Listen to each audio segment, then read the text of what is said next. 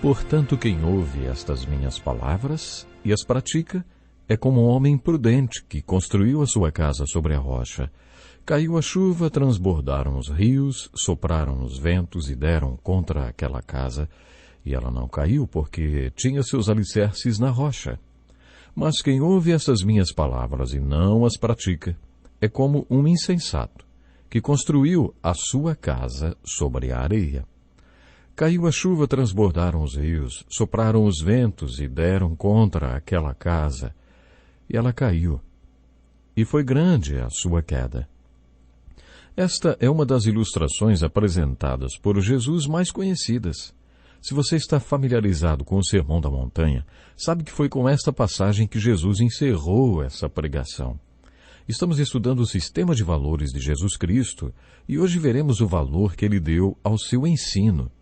Já falamos sobre este tema em 2 dos nossos estudos. No estudo de hoje, veremos como Jesus priorizou a aplicação do seu ensino. Jesus não queria que sua equipe fosse formada por teóricos no seu ensino. Ele queria pessoas que soubessem colocar seu ensino em prática. Ele queria pessoas que o seguissem e aplicassem o seu ensino em suas próprias vidas. Já vimos um pouco sobre o valor que Jesus deu ao seu ensino. No primeiro estudo sobre este assunto, aprendemos que Jesus ensinou que ninguém vai conhecer o seu ensino como palavra de Deus até que o aplique em sua própria vida. No segundo estudo, falamos sobre a ilustração que Jesus fez do remendo novo em pano velho e do vinho novo em odre velho. Nessas 2 ilustrações, Jesus estava dizendo: o meu ensino não é para ser um remendo em cima do que você já crê. Se sua mente não for flexível, ela não vai aguentar a pressão do meu ensino. Se sua mente não suportar a pressão do que eu ensino, do que o meu ensino falar para você, por exemplo, você vai acabar explodindo. Através dessas ilustrações, Jesus valorizou o seu ensino e também mostrou a importância de confessarmos esse valor. Nesta passagem do Sermão da Montanha, Jesus está fazendo algo muito semelhante. Hoje existem cerca de 75 maneiras de abordar um aconselhamento psicológico. Quando iniciei o meu ministério, o aconselhamento que um pastor deveria fazer era baseado quase que totalmente na psicologia freudiana. A abordagem adotada era a psicoanalítica. Nesse tipo de terapia é analisado o passado da pessoa. Segundo esta corrente psicológica, tudo o que aconteceu com você no passado, quase que absolutamente, predetermina o seu presente e controla o seu futuro. A psicoanálise já esteve muito em alta e já foi muito valorizada. Mas depois aconteceu uma revolução na área do aconselhamento e da psicologia, com a publicação do livro Terapia da Realidade. Nesse livro, seus 2 autores afirmaram que há 2 coisas erradas com a psicologia convencional.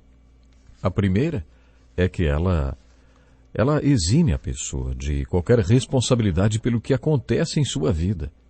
E a segunda é que os resultados não eram satisfatórios. Esta nova corrente lançou uma premissa. Eles afirmaram que não existia doença mental. Eu não vou adotar esse princípio, mas quero usá-lo na minha argumentação. Segundo eles, há 2 tipos de pessoas neste mundo, as responsáveis e as irresponsáveis. Os responsáveis afirmam: eu não sou responsável por tudo que me acontece, mas sou responsável pelo que faço em relação ao que me acontece. Os irresponsáveis dizem: eu não vou assumir nenhuma responsabilidade pelo que vou fazer a respeito de tudo que me acontece. É melhor vocês me trancarem num quarto e jogarem a chave fora.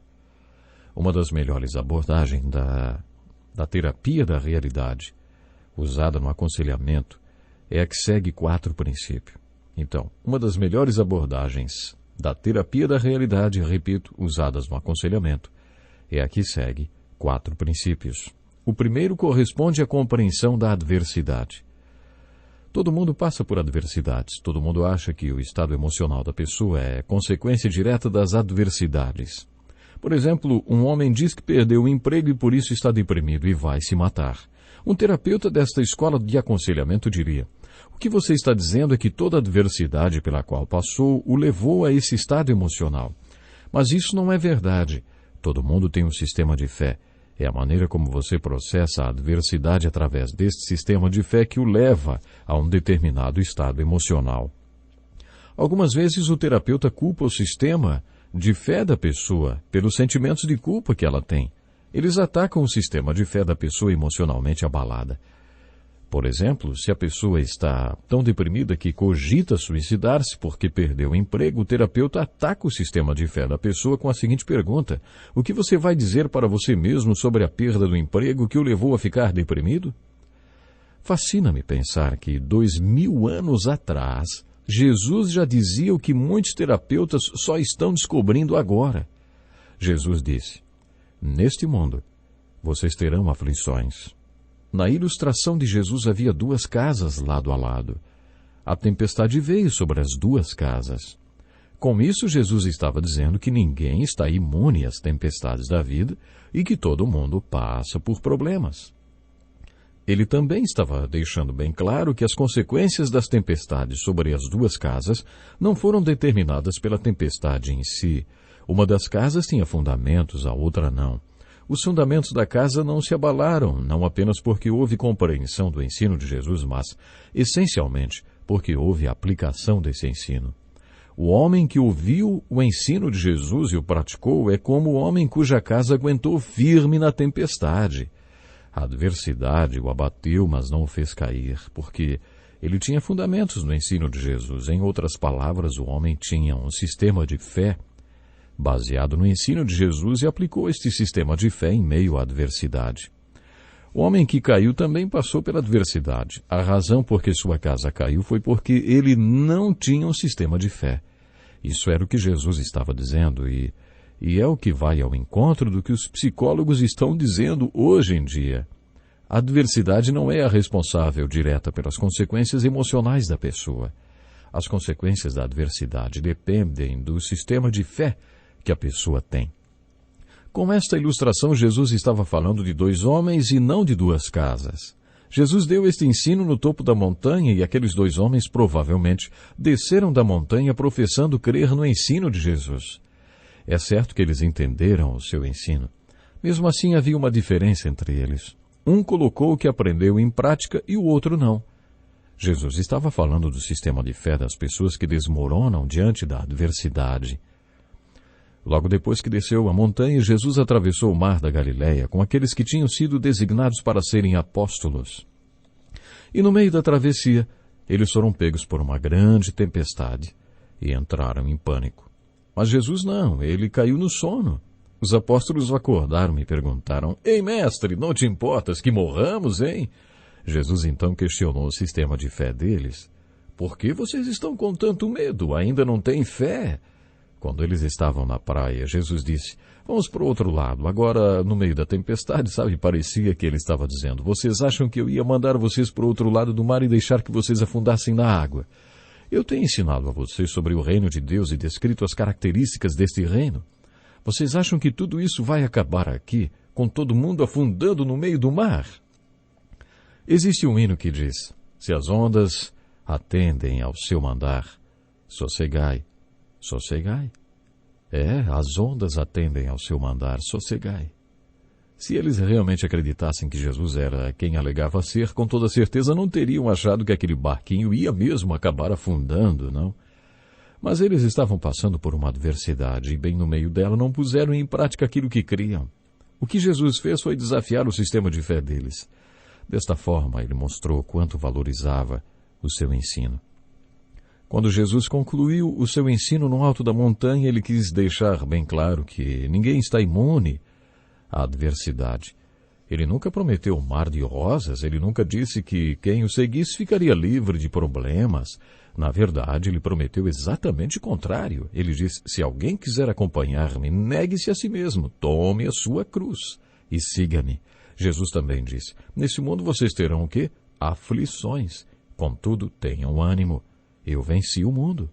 O que Jesus quis ensinar era: se vocês realmente entenderam o meu ensino e se colocarem em prática, se fizerem aplicação dele nas suas vidas, quando a adversidade vier, o meu ensino será o sistema de fé, o fundamento que manterá a casa firme. Vocês se manterão firmes quando vierem as tempestades e ventanias da vida.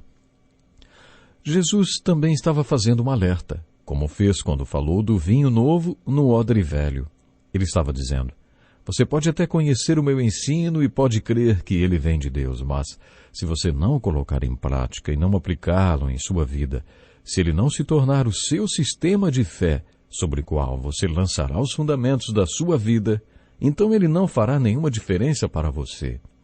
Jesus estava dizendo que seu ensino é o sistema de fé que nos manterá firmes diante de todas as adversidades que assolam as nossas vidas. O que Jesus estava dizendo era que não importa quais sejam as adversidades, se você entender, obedecer, crer e aplicar o seu ensino, terá um fundamento que o manterá firme, independentemente de qual seja a adversidade que você venha enfrentar.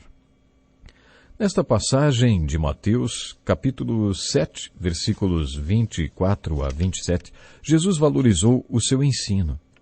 E você, hein? Você já confessou que o ensino de Jesus tem o mesmo valor para você que tem para ele? Esse ensino é o fundamento da sua vida? Ele é o sistema de fé que o manterá firme durante todas as adversidades que você possa vir a enfrentar durante a vida? Isso é algo muito sério e em todos os programas nós temos perguntado, será que você realmente tem os valores de Cristo na sua vida? Será que você tem aprendido a valorizar corretamente tudo que o Senhor Jesus Cristo valorizou? A forma como Ele valorizou as coisas. Isso é algo muito sério, sabe? E nós estamos tendo essa oportunidade maravilhosa de estudarmos o sistema de valores de Cristo, sabe? E hoje tivemos a oportunidade aí de mais uma vez ver o valor que o Senhor Jesus deu ao seu ensino. Você que me ouve nesta hora, parabéns por estar acompanhando o nosso programa. Você está valorizando o ensino da palavra de Deus, está valorizando o ensino de Jesus, e isto é muito importante. Vai dar estrutura para você atravessar as tempestades e a sua casa não vai desmoronar de forma alguma. Pense nisso, Deus lhe abençoe. Até o próximo programa.